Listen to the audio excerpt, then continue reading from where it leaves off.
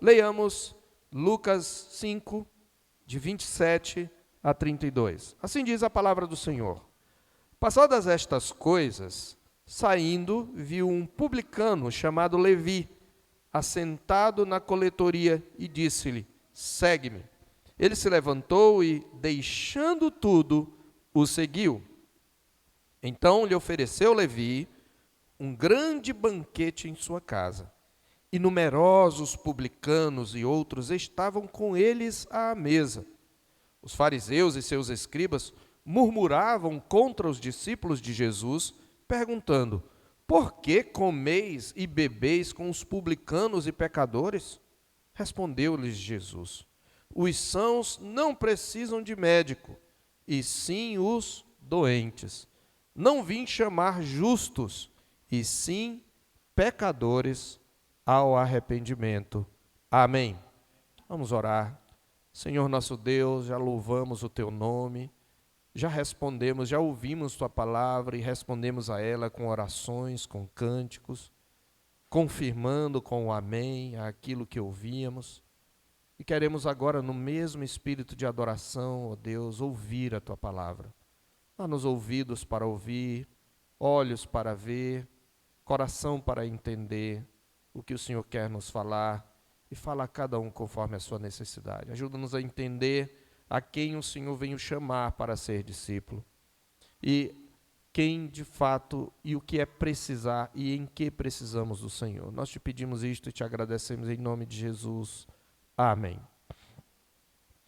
Esse primeiro momento, sobretudo para as crianças que estão aí anotando, os adolescentes, sempre esse momento da mensagem é o momento da introdução, né? A gente introduz o assunto. E a guisa de introdução eu quero começar com essa pergunta: você precisa de Jesus? Você precisa de Jesus? Você realmente crê que você precisa de Jesus? Se a resposta é sim, eu faço uma outra pergunta: para que você precisa de Jesus? Ou por que você precisa de Jesus? Eu tenho certeza de que, se fizesse uma pergunta aí na rua, a maioria das pessoas ia dizer: sim, eu preciso de Jesus. Mas muitas pessoas vêm até Jesus porque precisam dele não como um fim em si mesmo. A necessidade real não é ele, ele é um meio para alcançar o fim. Alguns precisam de Jesus para resolver seus problemas financeiros, outros precisam de Jesus para resolver seus conflitos familiares, outros precisam de Jesus para que sua doença seja curada, outros precisam de Jesus para conseguir que Jesus lhes dê um emprego. Se é por isso que você precisa de Jesus e nada mais, então você realmente não entendeu a sua necessidade de Jesus, nem quem Ele é. Porque se você precisa de Jesus para algo, se sempre tem um complemento a essa necessidade, um objeto indireto a esse precisar, significa que Jesus é um meio para a sua vida e não um fim. Mas de fato Jesus não veio para ser um meio para se alcançar o fim, Ele é o fim.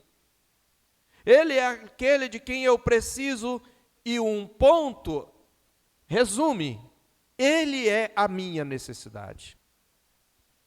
Meus irmãos, na mensagem anterior, nós vimos pela primeira vez no Evangelho como a autoridade de Jesus foi contestada pelos fariseus que apareceram em cena pela primeira vez, dos versículos 17 a 26.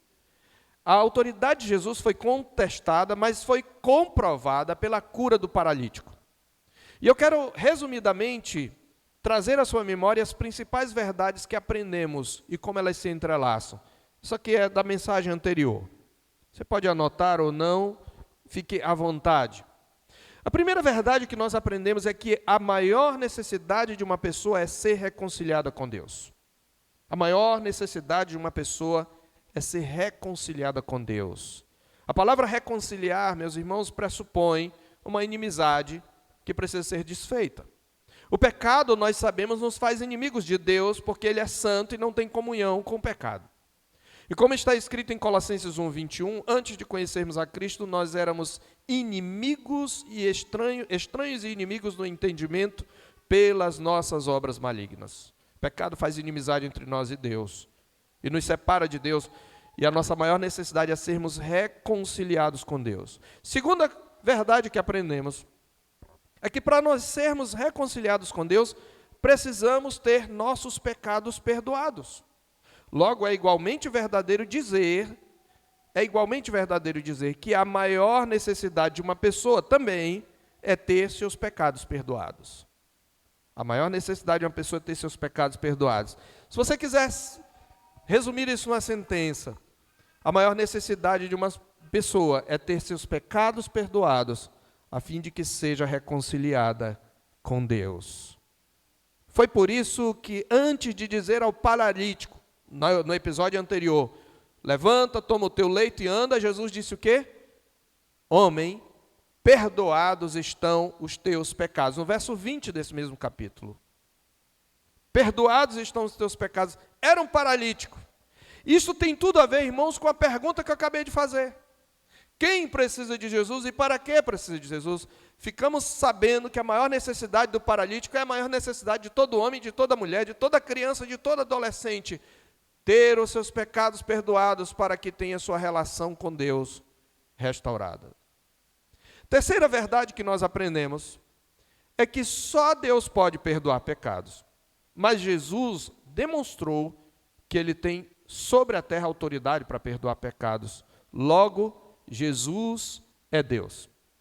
Se só Deus tem autoridade para perdoar pecados, e Jesus demonstrou com o milagre, fazendo andar o paralítico, que Ele tem autoridade sobre a terra para perdoar pecados, a conclusão é: Jesus é Deus, e Ele se revelou como Deus.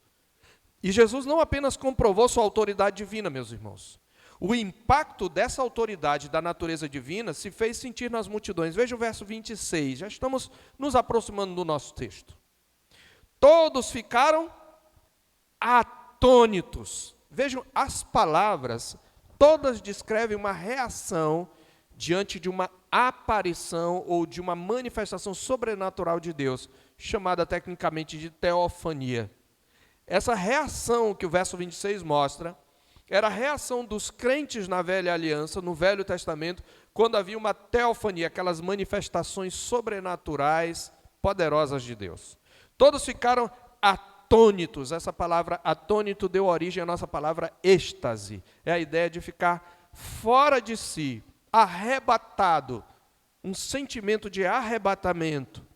Mas eles davam glória a Deus e possuídos de temor. Outra reação a uma teofania. Possuído de temor, diziam: hoje vimos prodígios. Essa palavra prodígio significa alguma coisa inusitada, alguma coisa extraordinária, fora do natural, fora da ordem natural. Alguma coisa que nos faz temer e perceber. Então, meus irmãos, nós aprendemos que Jesus é Deus. Em quarto lugar, nós aprendemos que, uma vez perdoados, nossa maior necessidade é manter comunhão com Deus. Primeiro é restaurar a comunhão com Deus, mas uma vez perdoados, eu preciso manter essa comunhão com Deus. E desfrutar dessa comunhão só é possível pelo poder do Espírito Santo, o mesmo que operou em Jesus em seus dias terrenos e que Ele prometeu conceder a todos os que nele creem. E, por fim, nós aprendemos que, assim como Jesus orava buscando o revestimento de poder, Ele nos incentivou a orarmos. Nós devemos buscar esse poder em oração, o poder do Espírito Santo, na certeza de que, se nós que somos maus sabemos dar boas dádivas aos nossos filhos, quanto mais o Pai Celestial dará o Espírito Santo àqueles que lhe pedirem. Pois bem, meus irmãos, tendo trazido isto à memória, em nosso texto, no texto que lemos dessa noite, nós temos um episódio com 4 cenas, e eu já vou adiantar para vocês aqui. As 4 cenas são os 4 pontos da nossa mensagem, da nossa exposição. São 4 cenas curtas, nas quais você vai ver que a oposição dos fariseus ao ministério de Jesus, que começou no episódio anterior, se intensifica, se torna mais intensa. Na primeira cena, São 4 cenas. Na primeira cena, versos 27 e 28, Jesus chama um pecador rico. Jesus chama um homem chamado Levi, que é o mesmo Mateus, como ainda veremos. Ele está assentado numa coletoria. Coletoria é um lugar onde se cobrava imposto. Ele é um publicano, um cobrador de impostos. E a primeira cena é o chamado de Mateus para ser discípulo de Jesus. A quem Jesus veio chamar, veja como a nossa pergunta está encaixada aqui no texto. E Mateus, Levi, que também é chamado Mateus, porque em Mateus 9:9, no evangelho de mesmo nome, a mesma narrativa chama esse Levi de Mateus. Levi viria a ser o autor do primeiro evangelho.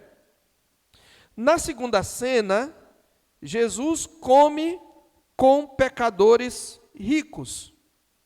Jesus chama um pecador rico e depois, na segunda cena, Jesus come com pecadores ricos. Essa é a cena seguinte: temos um banquete oferecido a Jesus, com a participação dos amigos de Levi, e é óbvio que havia muitos publicanos entre eles. Na terceira cena, temos então os fariseus murmurando contra os discípulos. A murmuração dos fariseus contra os discípulos é a terceira cena, o terceiro ponto da nossa mensagem.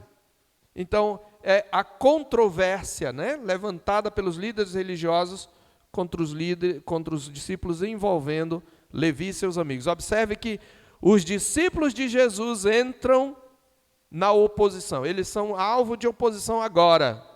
Eles já estão começando a ser identificados com Jesus, eles estão no banquete. E na quarta cena, nós temos a resposta de Jesus aos fariseus. A resposta de Jesus. Então, Jesus chama um pecador rico para ser seu discípulo. Jesus come com pecadores ricos. Os fariseus murmuram contra os discípulos. E, por fim, Jesus responde aos fariseus. Vamos à primeira cena. Verso 27 e 28. Jesus chama um pecador rico. Você vai entender porque eu estou colocando essa expressão pecador aqui genérica. Passadas estas coisas, saindo, viu um publicano, chamado Levi, assentado na coletoria, e disse-lhe: segue-me. Essa é a palavra sempre de Jesus para o discípulo: segue-me. É isto que o discípulo faz, ele segue a Jesus. E o que Levi fez? Ele se levantou e, deixando tudo, o seguiu. Então, a primeira coisa que eu queria trazer aqui é: o que era um publicano? Talvez alguns não saibam. O que era um publicano? Publicanos eram cobradores de impostos. Publicanos eram cobradores de impostos. Em cada lugar, meus irmãos, sob o seu domínio, o Império Romano, ele encarregava filhos da terra conquistada, de recolher as taxas dos impostos que a população devia pagar. Em geral, os publicanos, que eram esses cobradores, eles eram odiados pela população. Por quê? Primeiro, porque eles eram considerados traidores da nação, uma vez que eles cooperavam com o regime pagão opressor. Israel, lembre-se, não era independente, estava debaixo do poder do Império Romano. E ao cobrar o imposto pelo Império opressor, ele se tornava, para os judeus, um traidor da nação.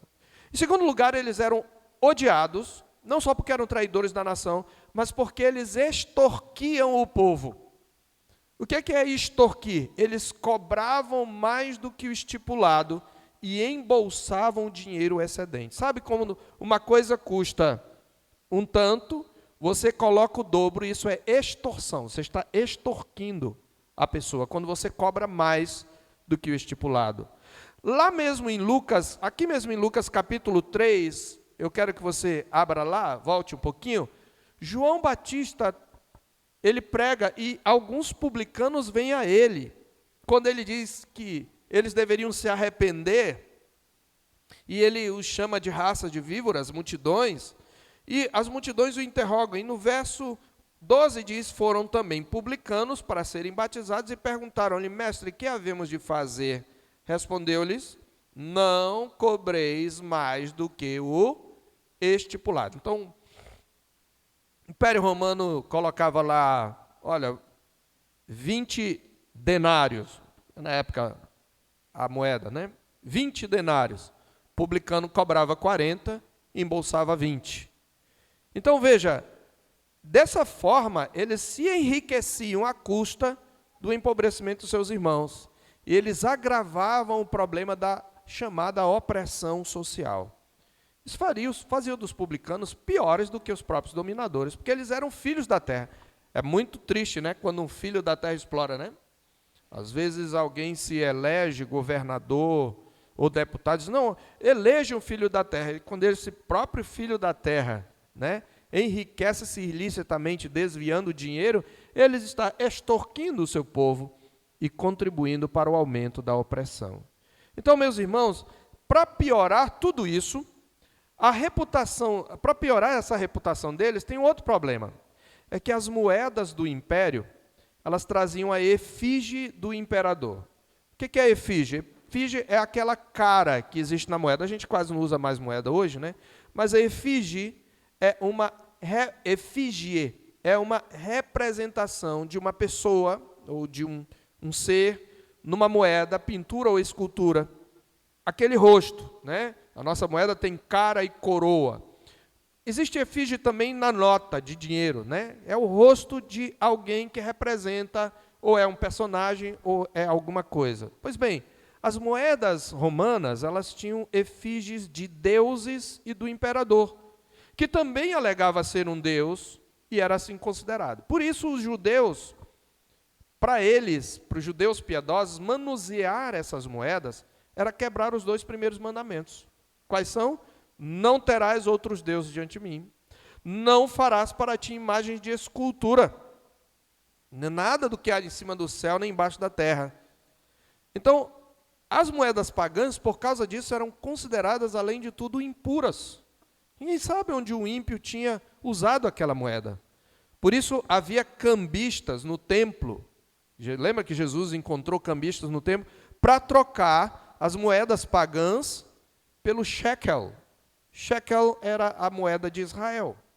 Portanto, além de tudo, além de serem traidores da nação, de serem ladrões do orçamento, eles também eram considerados idólatras e impuros, porque eles usavam dinheiro impuro.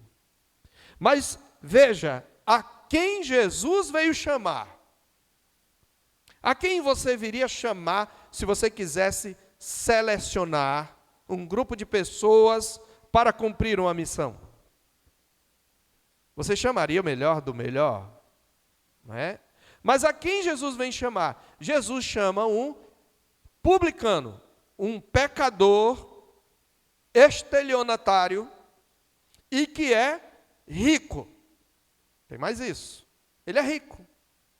Jesus simplesmente chama, olha para ele e disse, segue-me. Aqui nós temos um resumo e Lucas quer chamar a atenção para esse verbo segue-me, porque seguir a Jesus é esse o fascinante projeto de vida que aquele que vem a Jesus deve considerar.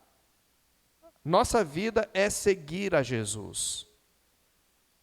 E o que é importante aqui, o que eu quero chamar a sua atenção, nesse chamado, nessa primeira cena, para 3 verdades ensinadas nessa cena. E eu já estou fazendo uma aplicação. 3 verdades que esse chamado de Mateus ensina. Primeiro, o chamado de Jesus é gracioso. O chamado de Jesus é gracioso. Gracioso vem de graça. Graça é favor imerecido.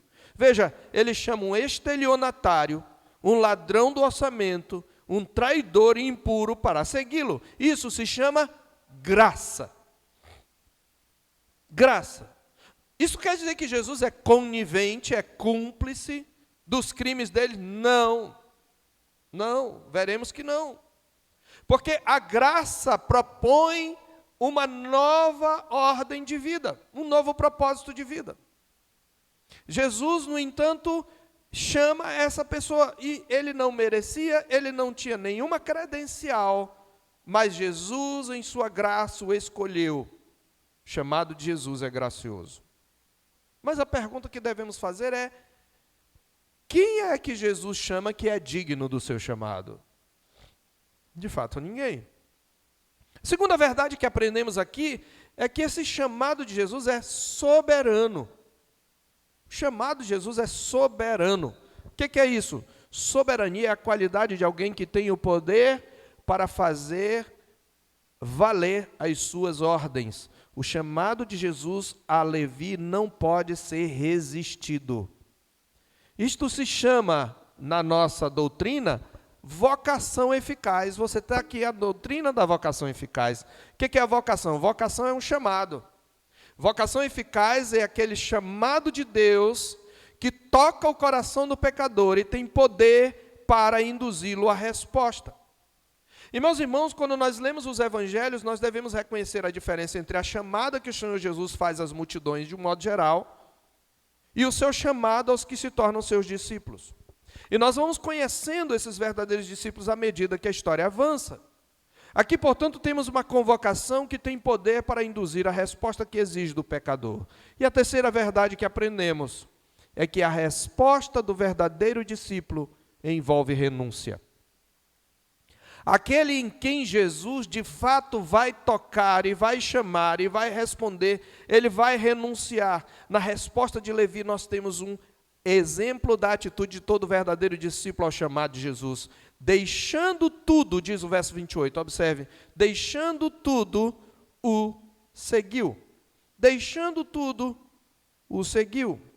Essa é a mesma expressão que descreve a atitude de Pedro, André, Tiago e João, ou Simão, André, Tiago e João, no capítulo 5 mesmo, no verso 11, quando Jesus disse para Pedro, no verso 10, não temas, doravante serás pescador de homens, ele diz que ele está chamando, diz que arrastando eles os barcos sobre a praia, deixando tudo, o seguiram. Pela segunda vez, Lucas está repetindo, ele está dizendo o que faz o verdadeiro discípulo. Se eu entendo quem é Jesus e por que eu preciso dele, se eu entendo que ele é o valor maior, eu vou renunciar a tudo por ele. Mais tarde, Jesus vai dizer isso às multidões. Então, você tem a resposta do verdadeiro discípulo, que envolve renúncia. Vamos então à segunda cena. Levi segue a Jesus e diz a palavra de Deus, nos versos 29, no verso 29, que Jesus come com pecadores ricos. Veja, então lhe ofereceu Levi um grande banquete em sua casa, e numerosos publicanos e outros estavam com eles à mesa. A casa de Levi devia ser grande. Normalmente nas casas mais abastadas, havia um espaço aberto, e no centro se tomavam refeições, inclusive havia possibilidade de pessoas que passavam pela rua olhar e assistir àquele banquete. Sobretudo quando era um banquete suntuoso, era um acontecimento social. Jesus está, em outras palavras, numa festa de gente rica. Esse é um ponto que deveria nos chocar e que muitos passam de largo. Por quê? Os publicanos eram ricos, é preciso que se diga, eles roubavam, então eles tinham dinheiro. Portanto, embora fossem desprezados pela população, embora fossem espiritualmente marginalizados, financeiramente eles não eram miseráveis. No entanto, Jesus declarou mais de uma vez, que ele veio evangelizar os pobres. Veja o capítulo 4, verso 18. Ele leu o texto de Isaías 61, e nesse texto diz: o Espírito do Senhor está sobre mim, pelo que me ungiu para evangelizar os pobres. E se você olhar, quando ele dá um recado a João Batista, no capítulo 7, verso 22, de Lucas, então Jesus lhes respondeu: ide anunciar a João que vistes e ouvistes, os cegos veem, os coxos andam, os leprosos são purificados, os surdos ouvem, os mortos são ressuscitados, e aos pobres anuncia-se-lhes o evangelho. Ele veio anunciar o evangelho aos pobres. Espera aí. O que é que Jesus está fazendo no banquete? Ele já tinha dito no capítulo 4, eu vim para isso, para anunciar o evangelho. No capítulo 4, 18, ele diz, eu vim anunciar o evangelho aos pobres. E no capítulo 7, 22, ele diz, João, constate aí, aos pobres está sendo pregado o evangelho. Mas espera aí, só tem rico nesse banquete. Talvez, fora os outros discípulos, que também não eram tão pobretões assim. Pedro possivelmente era dono de um barco. Não era rico, mas também não era... Ele era uma pessoa simples, talvez iletrada. Mas o ponto aqui, meus irmãos, eu quero ainda enfatizar outro ponto. Lucas é o evangelho que mais ressalta a necessidade de atenção ao pobre. É o evangelho mais social de todos eles. Contudo, o chamado de Levi a esse jantar, o chamado de Levi e esse jantar de Jesus com os publicanos, parece contradizer as declarações de Jesus de que ele veio evangelizar os pobres. A menos que pobreza seja um conceito mais profundo e abrangente do que nós imaginamos. Jesus não mentia. Jesus nunca se contradisse, ele era perfeito. Se ele disse que veio evangelizar os pobres, e no meio dele agora, ele está em companhia de vários ricos, então pobreza é um conceito espiritual. Embora Jesus se preocupasse com os pobres socialmente falando, mas a pobreza, sobretudo a que Jesus veio tratar, é a pobreza espiritual. E, meus irmãos, Levi não foi o único, ele não é uma exceção, ele não foi o único publicano a se tornar discípulo de Jesus. Veja, ele chamou Jesus convidou Jesus para um banquete, e numerosos publicanos e outros estavam com eles à mesa. Isso quer dizer, então, que o seu testemunho, o testemunho de Levi, motivou muitos deles a seguirem a Jesus. E lá em Marcos capítulo 2, verso 15, está escrito, é a mesma narrativa, na versão de Marcos diz, achando-se Jesus à mesa na casa de Levi, estavam juntamente com ele e com seus discípulos muitos publicanos e pecadores, porque estes eram em grande número e também o seguiam, o verbo do discípulo. Também o seguiam. Meus irmãos, então, ainda neste evangelho, nós veremos um outro publicano, o grande chefe da rede de corrupção, convertendo-se ao Senhor, o famoso Zaqueu. Zaqueu está lá em Lucas 9, versículo 1 a 10. É o chefe.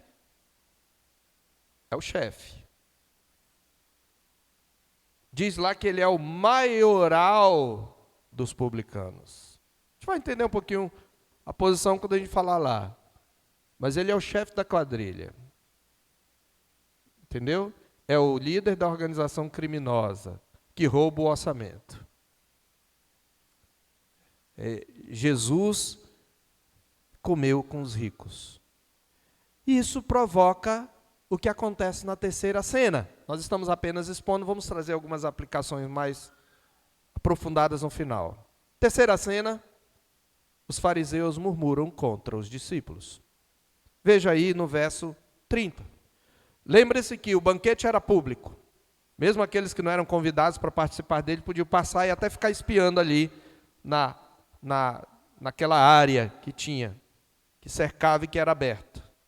E eles veem Jesus, veja, Jesus saiu daquela casa onde eles haviam criticado a Jesus no seu coração, e eles vão atrás para ver o que Jesus está fazendo. Eles são os fiscais, né? E aí diz o verso 30, os fariseus e seus escribas murmuravam contra os discípulos de Jesus, perguntando, por que comeis e bebeis com os publicanos e pecadores? Havia outros tipos de pecadores lá. Mas com certeza não eram pobrezinhos. Por que vocês fazem isso? Eu quero que você observe alguns fatos aqui nessa terceira cena. Primeiro, Jesus já tinha comprovado sua autoridade para perdoar pecados. Lembre? Ele já tinha purificado o leproso. Ele mostrou que a sua santidade era mais contagiosa do que a lepra do leproso. Ele já tinha perdoado pecados. E, ao invés de reconhecerem quem Jesus era e que comprovou sua autoridade para perdoar pecados, eles intensificam a oposição a Jesus. Eu quero que você observe que a oposição se intensificou. Lembra no episódio anterior, veja o verso 22, eles não falaram nada, eles apenas criticaram Jesus em seu coração. Quando diz o verso 21 que os escribas e fariseus arrazoavam em seu coração, dizendo, no verso 22 Jesus diz a palavra que conhecendo-lhes os pensamentos, disse-lhe Jesus, que arrazoais em vosso coração? Eles não falaram. Mas nesse segundo episódio, eles estão um pouquinho mais corajosos, estão também um pouquinho mais zangados, mas eles ainda não têm coragem de confrontar o próprio Jesus. Então eles falam com quem? Os pobres do discípulo mal estavam começando a seguir Jesus, não sabiam responder nada. Os teólogos vão em cima dos alunos. Por que vocês comem e bebem? Veja, eles passam agora a falar, embora não tenham tido coragem de confrontar diretamente a Jesus. E diz a Bíblia que eles murmuravam. Não é simplesmente um debate educado, é uma murmuração, é uma reclamação. Veja o tempo verbal, murmuravam, pretérito imperfeito. Eles ficaram enchendo a paciência dos discípulos e puxando discussão com os discípulos. Vocês estão comendo com pecador. Chegava outro e falava, por que vocês comem com pecadores e publicanos? Vocês não entendem as regras de pureza? Vocês não sabem quem eles são? Lembremos-nos que os fariseus, irmãos, eram meticulosos quanto às leis cerimoniais de pureza. E nós já informamos que os publicanos estavam entre aqueles que, por sua profissão, pelo seu comportamento desonesto, eram considerados impuros. Portanto, todo homem piedoso na religião de Israel evitaria comer com eles. Comer juntos representava comunhão. Portanto, além disso, tornar alguém cerimonialmente impuro, comer com publicanos era ser cúmplice de suas falcatruas. Sendo Jesus um mestre, como ele e seus discípulos podiam ser tão negligentes quanto às leis de santidade? Essa é a pergunta. Ela tem lógica. Ela é lógica. Mas a questão toda, qual é o problema da questão toda? A questão é quem é Jesus. Essa é a questão. E a quem Jesus veio chamar. Essa é a questão que se levanta. E aí é que vem então a resposta de Jesus, a quarta cena, a resposta de Jesus aos fariseus. A resposta de Jesus aos fariseus se resume em duas sentenças. E essas duas sentenças, irmãos, é que vão revelar verdade sobre Jesus e verdade sobre aqueles que o seguem. Essas são as duas perguntas, ou as duas sentenças de Jesus. A primeira delas, os sãos não precisam de médicos, e sim os doentes. Por que vocês comem? Ele está respondendo, porque eu estou comendo com pecadores. Porque os sãos não precisam de médico, e sim os doentes. A segunda sentença de Jesus é, quem eu vim chamar? Eu não vim chamar justos. Eu não vim chamar justos para me seguirem. Eu não vim chamar justos para serem meus discípulos. Eu vim chamar pecadores ao arrependimento. E, meus irmãos, na primeira declaração, nós temos uma pequena parábola, quando ele fala do doente e do médico. E essa parábola revela primeiro uma verdade sobre quem é Jesus.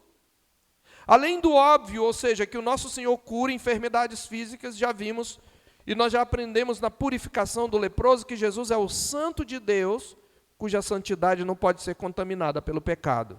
Esse é um ponto que eles tinham esquecido.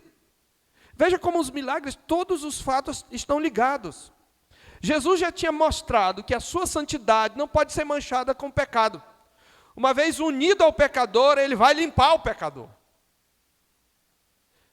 O toque da sua santidade é capaz de purificar o impuro. Na cura do paralítico, aprendemos que Jesus tem sobre a terra autoridade para perdoar pecados. Agora Jesus está se revelando, e esse é o ponto que você deve anotar. Jesus se revela como médico da alma. Como médico não só do corpo, ele já mostrou isso na sua cura, mas como médico da alma. que veio para nos curar dessa doença espiritual que é o pecado. O maior mal na sua vida, meu querido, pequeno, médio, grande, criança, jovem, adulto, é o pecado que habita. Não há nada que contamine mais, que adoeça mais, que destrua mais, que perverta mais a nossa vida do que o pecado. E Jesus, quando diz os sãos não precisam de médico e sim o doente, a doença que ele está se referindo aí é o pecado, porque não existiu cura nesse episódio. Não há cura. Esse é o ponto.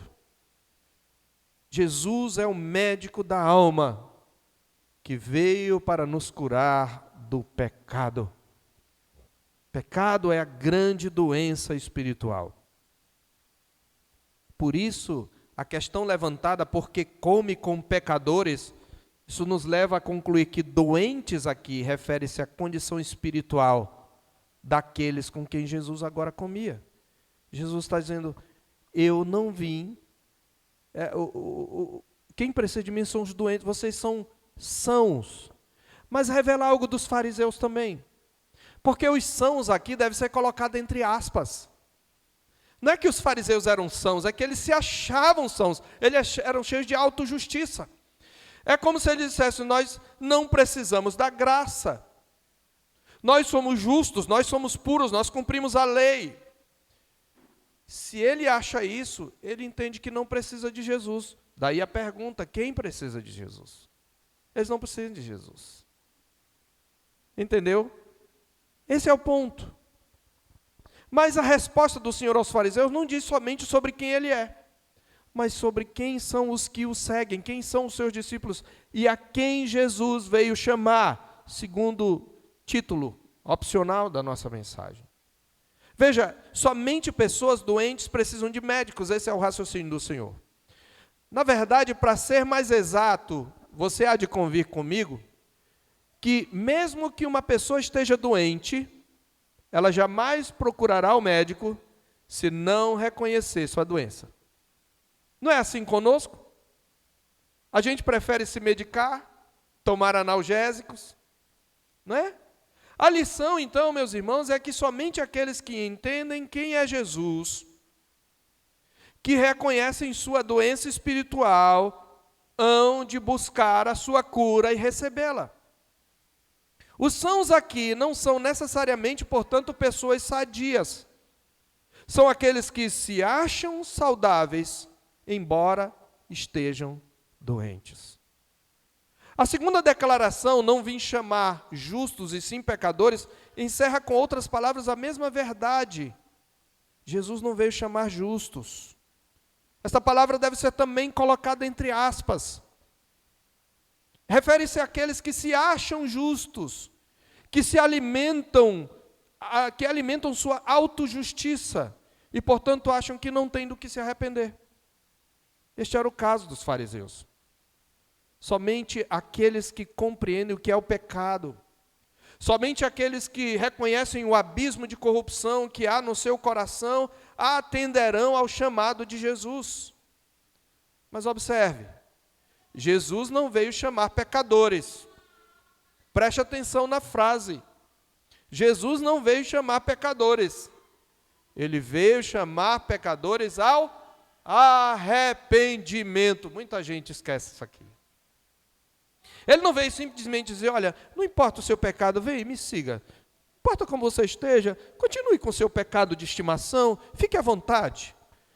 Você é assim mesmo, né? Você nasceu assim, você não tem opção, então venha para Jesus, que Ele vai acolher. Não é isso que Jesus diz. Eu vim chamar pecadores ao arrependimento. Isso significa que Jesus chama pecadores, mas jamais tem comunhão com o pecado. É preciso arrepender-se. Quem entende que precisa de Jesus, entende que precisa de arrependimento. Arrependei-vos, porque está próximo o reino dos céus. Esta era a exigência do evangelho do reino, tanto na pregação de João Batista quanto na de Jesus. Em Mateus capítulo 3, verso 2, está escrito que João dizia às multidões, arrependei-vos, porque está próximo o reino dos céus.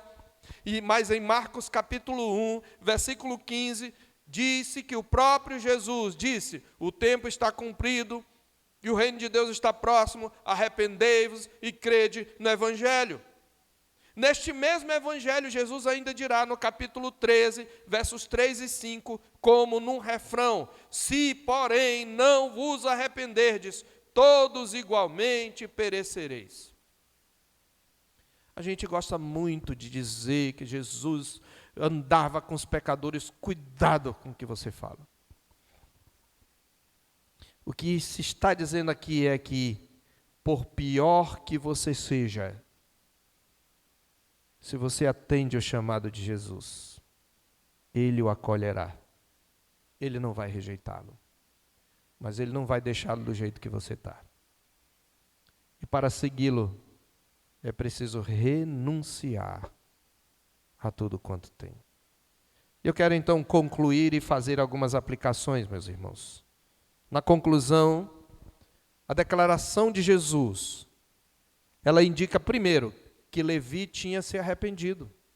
Veja, senão não tem sentido Jesus dizer: olha, eu não vim chamar justos, mas pecadores ao arrependimento. Logo, Levi se arrependeu.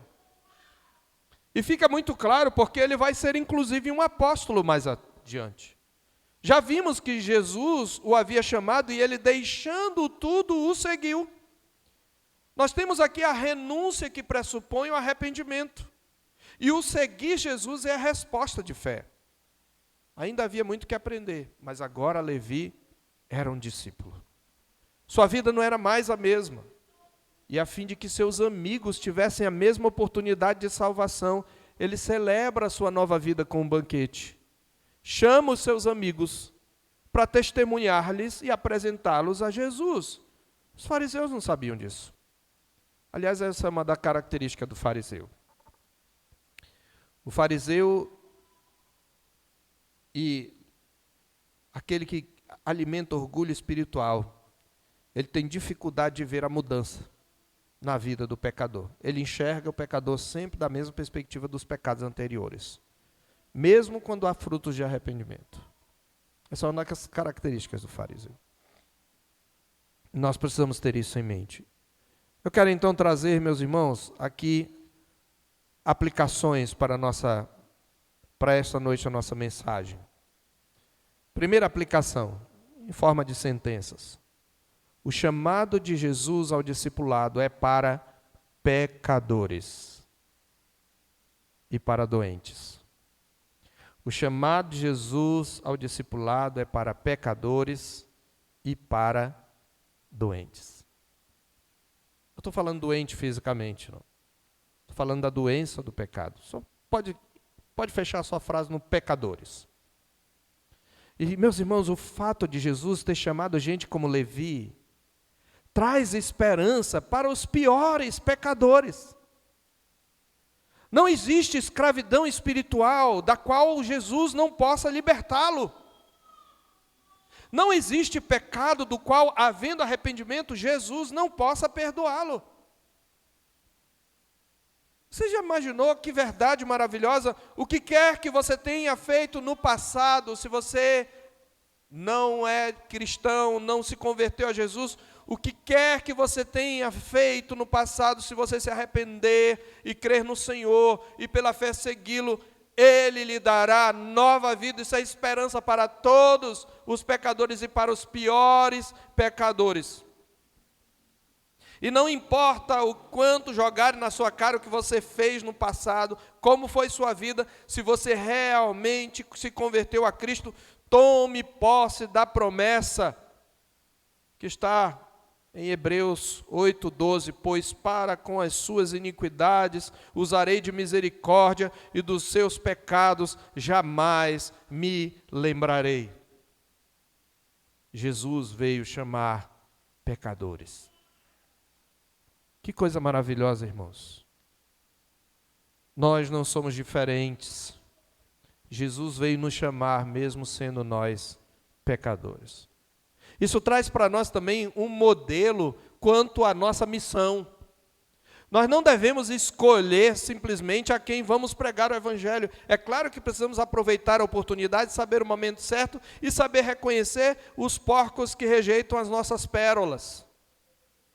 Mas nós não devemos achar que devemos pregar o evangelho apenas a alguém que é já de alguma maneira favorável, ou que é mais ou menos da nossa linha conservadora. Não! Todos precisam ouvir o evangelho e você se surpreenderá se pregar o evangelho indistintamente quantos pecadores improváveis Jesus vai trazer para junto de si. Nós não devemos escolher a quem pregar, porque o evangelho, o chamado de Jesus ao discipulado é para pecadores. Por outro lado, o chamado de Jesus é para o arrependimento. Essa é a segunda verdade. O chamado de Jesus é para o arrependimento. Então, Ele chama você do jeito que você está, mas Ele não chama você para você continuar como você está. Ele exige de você arrependimento. É o que Jesus acabou de falar. Então, veja, Jesus veio chamar pecadores ao arrependimento. Isso deixa claro um ponto. Uma mudança é requerida daqueles que querem seguir a Jesus. E você tem que se arrepender, isso significa renúncia, abandonar. E veja, eu vou lhe falar mais uma coisa, você não tem que abandonar só o seu pecado, não.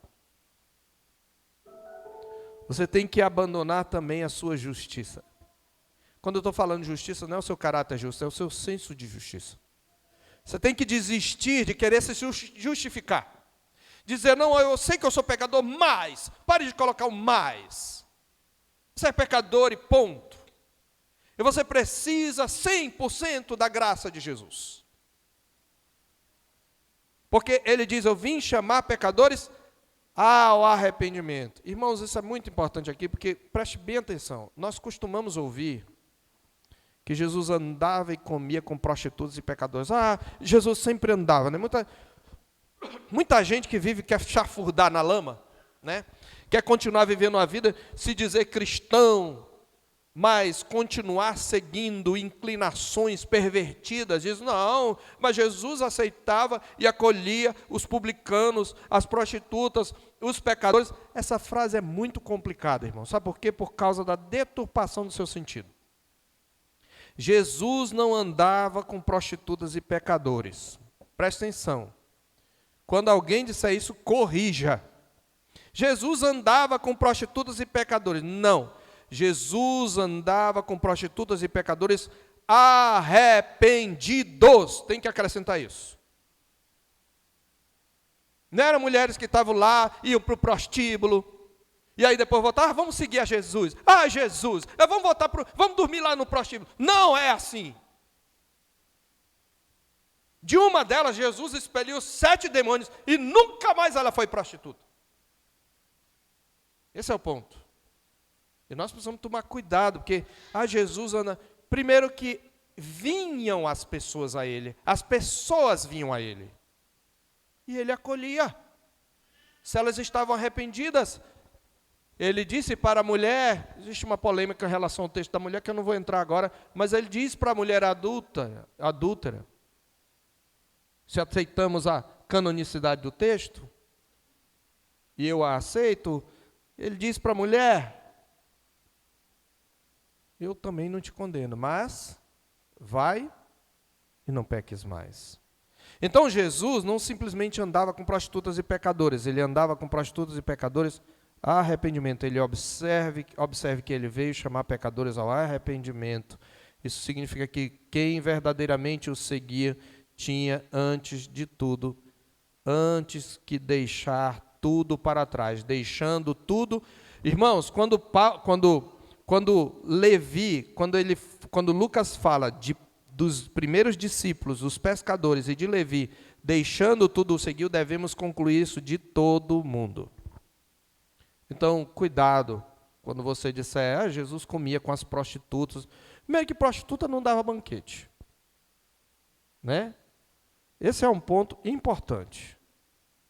Elas ouviam, algumas foram curadas, houve uma registrada, possivelmente era que Jesus expeliu 7 demônios, e elas deixaram aquela vida. É preciso que se diga isso. Então não adianta você querer seguir a Jesus e permanecer com a sua agenda. Você tem que assumir a agenda de Jesus. Então, Jesus veio chamar pecadores, mas Jesus veio chamar ao arrependimento. Terceiro, outra grande lição. Jesus salva os pecadores mais improváveis. Ele não só veio chamar pecadores, mas ele salva os pecadores mais improváveis, aqueles que a gente menos espera. Veja que grande ironia temos aqui.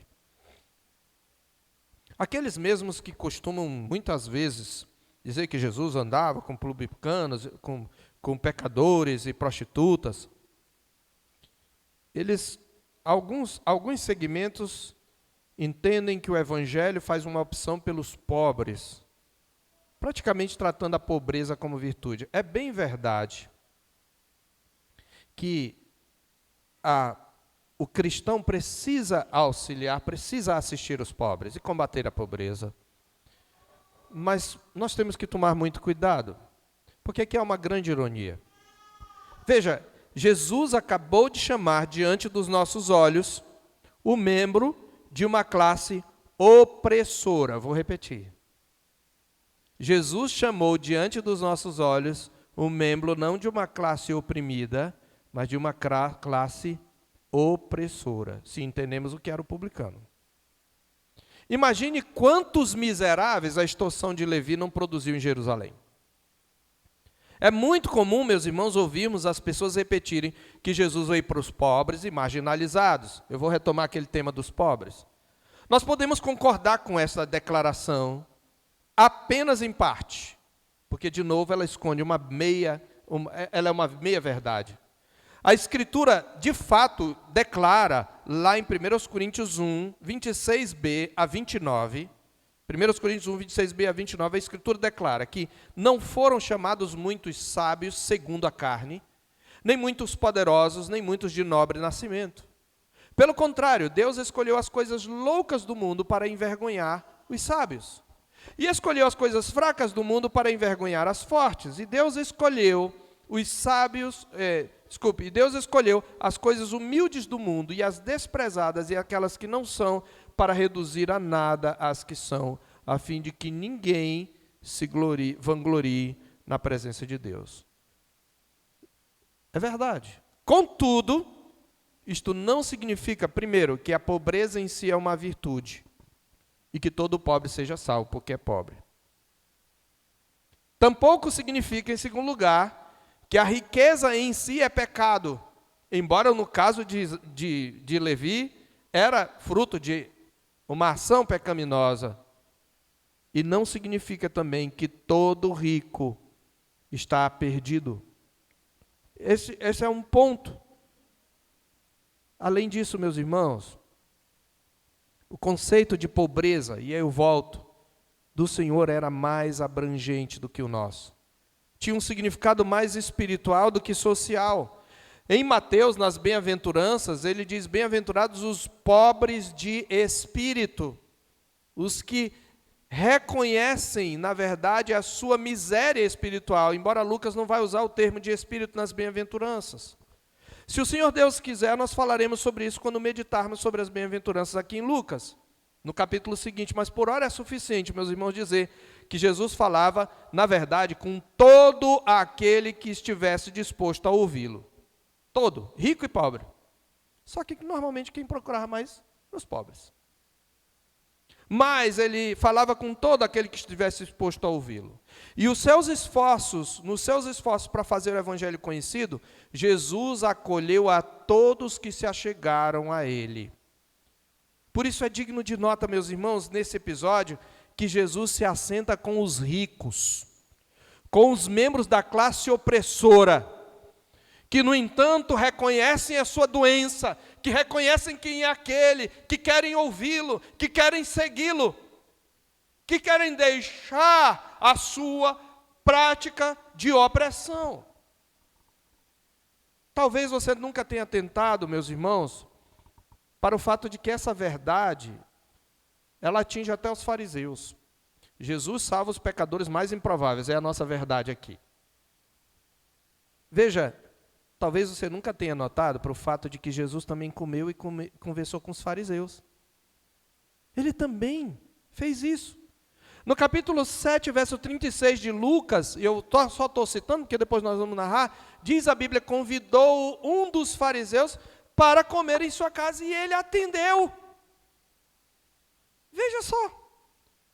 Tem muita gente que diz, não, eu não gosto dos fariseus. Geralmente a gente classifica o fariseu como de um grupo diferente do nosso, não é? E aí a gente diz, não, Jesus ele reprovava os fariseus. Sim, Jesus reprovou os fariseus que o rejeitaram, mas ele comeu com fariseus. Capítulo 7, 36, capítulo 14, verso 1. Em ambos os casos, Jesus está comendo na casa de um fariseu. Mais do que isso, Jesus fez discípulos entre os da cúpula religiosa. Nós temos que tomar muito cuidado, irmãos, porque quando a gente usa fariseu, a gente não entende um ponto. Pode ser fariseu, publicano, prostituta, qualquer outro tipo de pecador. Se vai seguir a Jesus, se arrependeu, ele acolhe. Veja, um dos discípulos de Jesus era Nicodemos. Diz a Bíblia em João 3, versos 1 e 2, que Nicodemos era um dos principais dos judeus. E no capítulo 7 de João, versos 50 a 51, vemos que ele era membro do Sinédrio. E ele era discípulo de Jesus, conforme João 19, 38 e 39. Ele era discípulo de Jesus, ainda que não falava muito para não ser expulso do Sinédrio, mas era um discípulo de Jesus. Quer outro? José de Arimateia. Era um rico fariseu. Marcos o chama de ilustre membro do Sinédrio. Jesus fez discípulos dentro do grupo, da cúpula, que o condenou. Está lá, veja lá, em Marcos 15, 43, ele é chamado de ilustre membro do Sinédrio. O próprio Lucas o chama de um homem bom e justo, no capítulo 23, verso 50. E Jesus foi sepultado na tumba desse fariseu. Lucas 19, 38, e diz inclusive que isso cumpriu a profecia de Isaías que diz, com o rico esteve na sua morte. Temos que tomar muito cuidado, irmãos. E temos que ter fé e pregar o evangelho a todas as pessoas, porque Jesus salva os pecadores mais improváveis. As duras reprimendas aos fariseus se deram porque, em sua grande maioria, eles eram cheios de autojustiça, eles o rejeitaram como Messias e Salvador, mas aqueles que dentre eles creram foram acolhidos. E eu vou mais além para encerrar esse ponto. O mais destacado cristão do Novo Testamento era um fariseu, perseguidor da igreja, blasfemo e insolente. E quando Jesus o chamou, quando Jesus disse, tu agora vais me servir, ele se tornou o mais produtivo escritor do Novo Testamento, o apóstolo Paulo. Nós precisamos entender isto. Isso significa, meus irmãos, que aqueles que dentre eles creram foram acolhidos. Jesus, portanto, meus irmãos, não tinha compromissos identitários. Tem gente que pinta Jesus um negro, além de quebrar o segundo mandamento. Não, Jesus era... Eu vou pintar Jesus como negro, favelado, etc., e aquelas coisas todas. Irmãos, representativamente, Jesus é o negro, Jesus é o branco, Jesus é o amarelo, Jesus é o pobre, Jesus é o rico, Jesus é o ladrão. Porque ele veio representar todos. Ele salvou um ladrão na cruz, ele morreu no lugar dele, ele se fez pecado por ele. Precisamos entender isso. Jesus não tinha compromissos identitários nem ideológicos.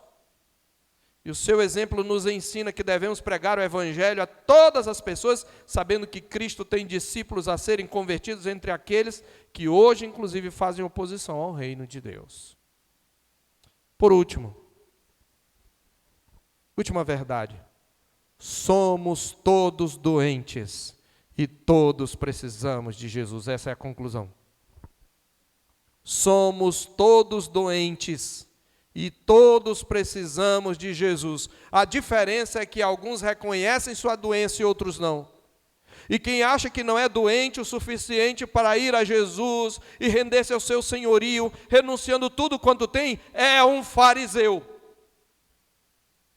Ou mesmo que você admita que precisa de Jesus, mas acha que isso só se aplica em algumas áreas da sua vida, e você quer encaixá-lo na sua própria agenda, você não entendeu a sua real necessidade. A minha pergunta é: você precisa de Jesus?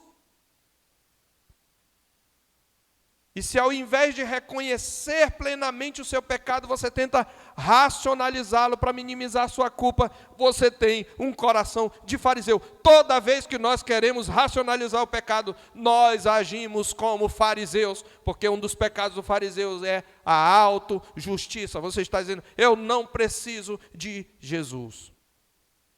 Mas não basta reconhecer-se um pecador, querido. É preciso se arrepender. Pois como diz a Escritura em Provérbios 28:13, o que encobre as suas transgressões jamais prosperará, mas o que as confessa e deixa alcançará a misericórdia. Você precisa de Jesus? Para que você precisa de Jesus?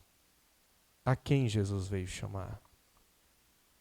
Louvado seja Deus, Ele veio chamar pecadores, miseráveis como nós. Mas Ele veio chamar ao arrependimento.